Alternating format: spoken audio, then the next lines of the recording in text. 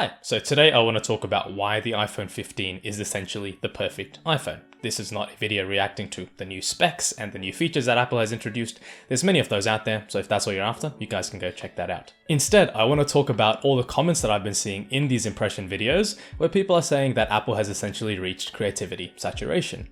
And I don't think this is true. As consumers, I believe that it is quite illogical of us to expect great changes made to smartphones in general from this point onwards, because after almost 20 years of development, we've reached the pinnacle of smartphones, or we're almost there. Now, when I say smartphones, I mean the traditional slab phone style. There's only so many ways you can design one of these, and I'm not really talking about foldable phones, which is probably going to be the next device type that we're going to move into. That is because after a certain point in development of any product, the difference between, let's say, 300 horsepower and 400 horsepower is a lot less than the difference between 50 horsepower and 150 horsepower. As a result, the new features that smartphones keep introducing, such as the higher megapixel count cameras, higher resolution screens, or faster processors, the changes to us as time goes on are going to become less and less noticeable. Because to us, the difference from the iPhone 6's 9 megapixel camera to the iPhone 6s's 12 megapixel camera was probably a lot more than the difference between the iPhone 14's 12 megapixel camera and the iPhone 15's 48 megapixel camera is going to be. That's because we sort of had our bare minimum needs of image quality already met with the 12 megapixel cameras. And now I'm not saying that more resolution is bad, it's just that 99% of users aren't really going to notice that difference.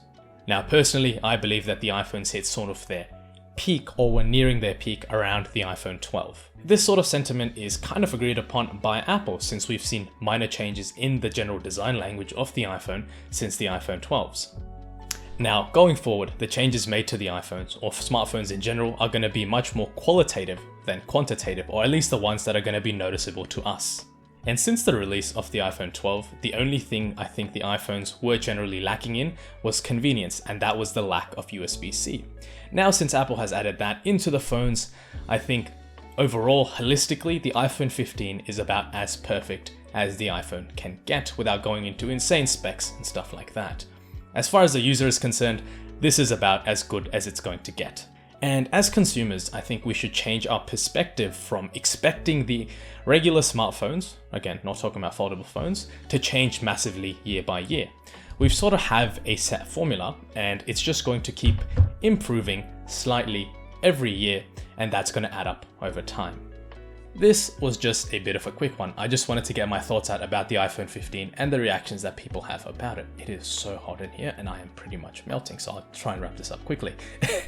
If you guys want more videos of me, check out my XT3 review. It has a lot of great photography in there, so if that's something you're into, check that out. And other than that, if you guys liked this video, give it a like and subscribe for more similar content, and I hope to see you guys around. Have a nice day.